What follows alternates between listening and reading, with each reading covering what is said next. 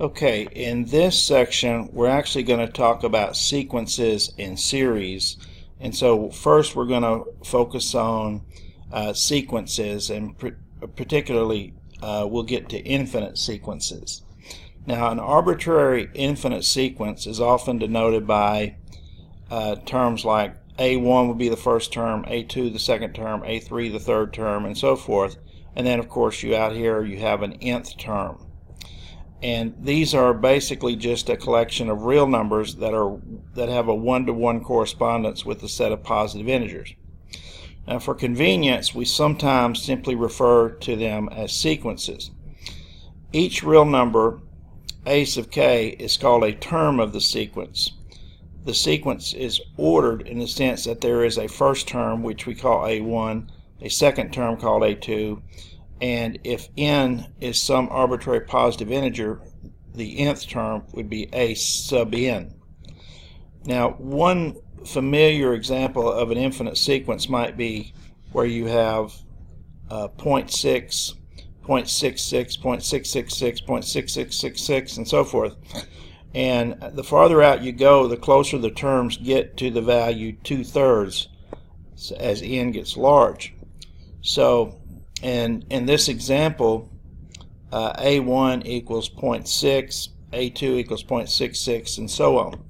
Now, in the next section, we will turn our attention to infinite series, which is really an infinite sum, and the corresponding series for that sequence up here would actually be the sum of all of the terms.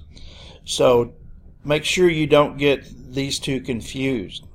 The sequence is just the list of the terms, where the series would be the sum of the terms.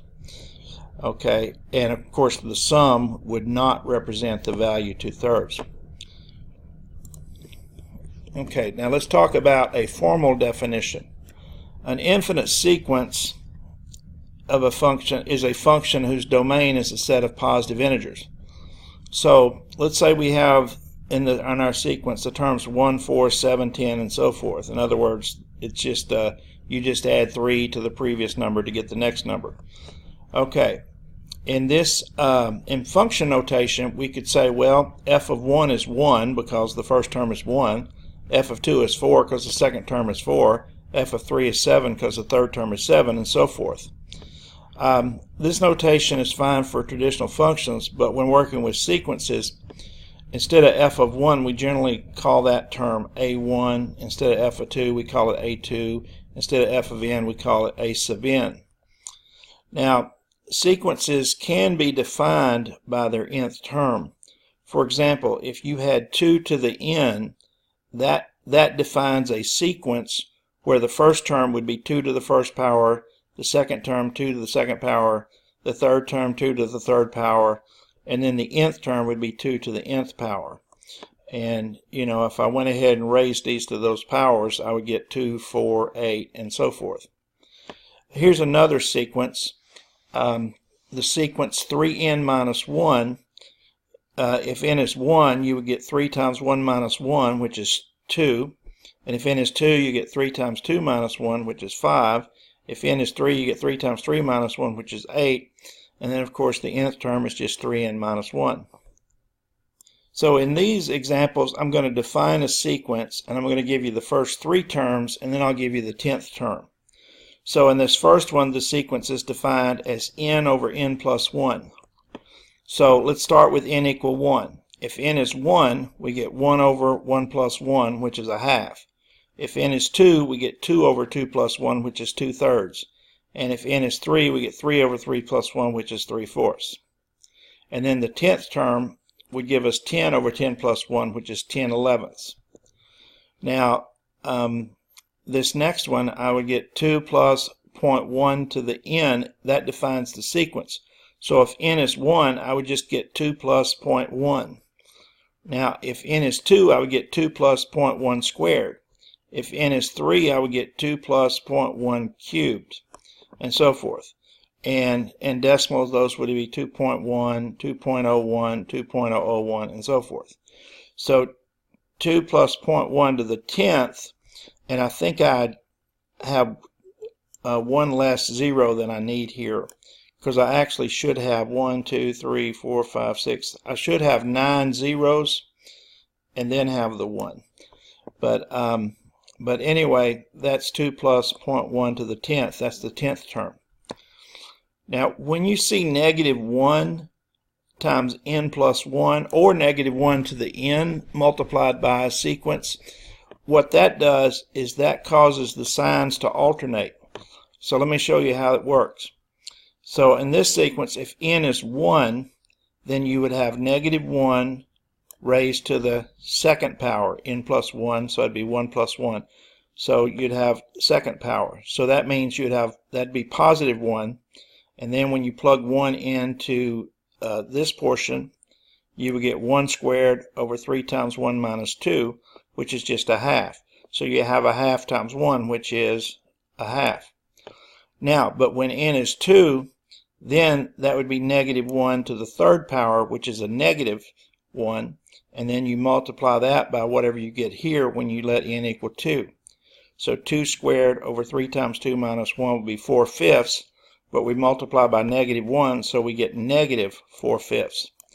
And then when n is 3, it switches the power back to an even power, so that becomes 1. And then when you plug 3 into the second part of it, you get 3 squared over 3 times 3 minus 1. So you get a positive 9/8. And then, of course, the next term would have been negative had I gone to a fourth term. If I had wanted the first number to be negative and the second number to be positive, instead of using negative 1 to the n plus 1, I could have just wrote that as negative 1 to the nth power, and then the first term would have been negative and the second term would have been positive. Okay, and then the 10th term here, negative 1 to the 11th power would be negative 1, and then plugging 10 in, I get 10 squared over 3 times 10 minus 1, so that's 100 over 29, but it's multiplied by negative 1, so I'd get negative 100 over 29.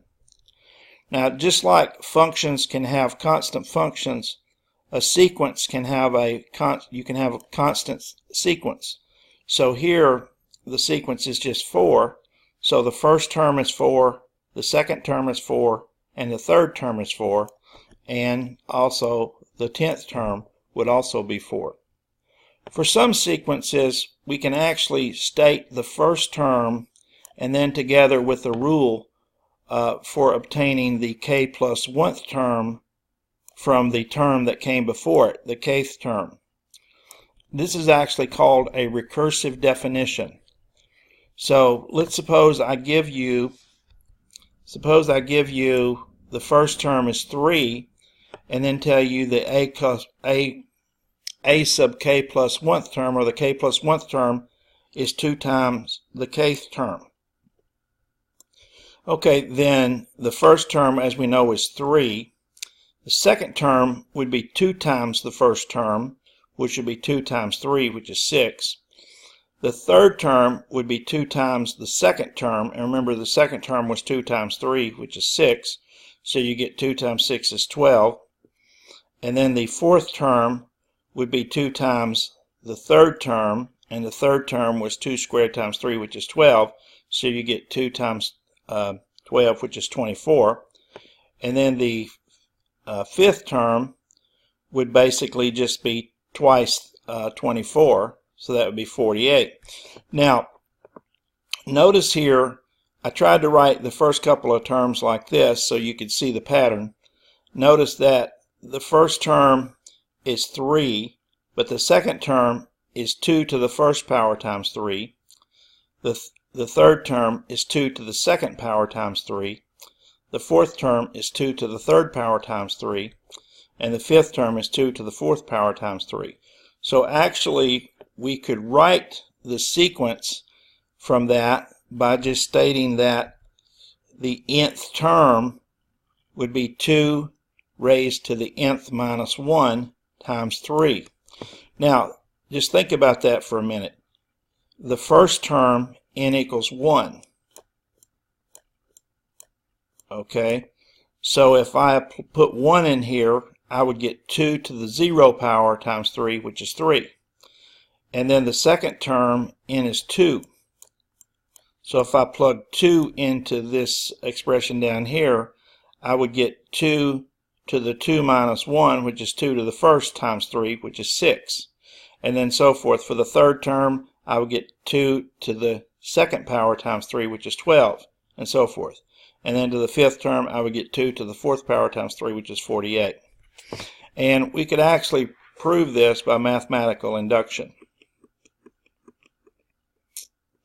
Now, an infinite sequence may have a property that as n increases, a sub n, the nth term, gets very close to some real number called L. So, in other words, that is that the absolute value of the nth term minus L gets very close to 0 if n is large.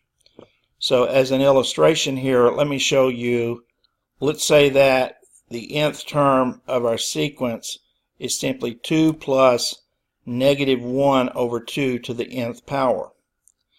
Okay, so now here the first term would be 2 minus a half, so that n equals 1. Now if n equals 2, I would get 2 plus this fraction squared, which is 2 plus a fourth.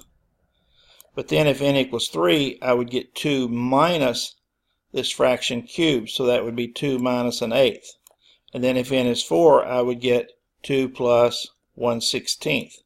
And then when n is 5, I'd get 2 minus 1/32. Well, it would appear that the larger n gets, the closer the sequence gets to the number 2.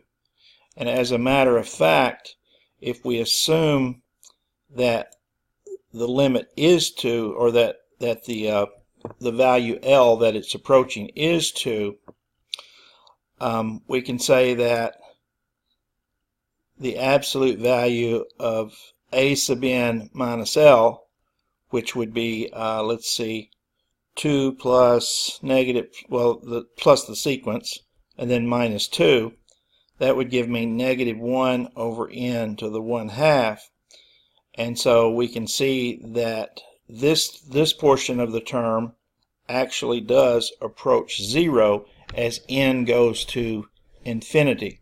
So in other words, the absolute value of the nth term minus 2 can be made arbitrarily close to 0 by choosing n to be sufficiently large.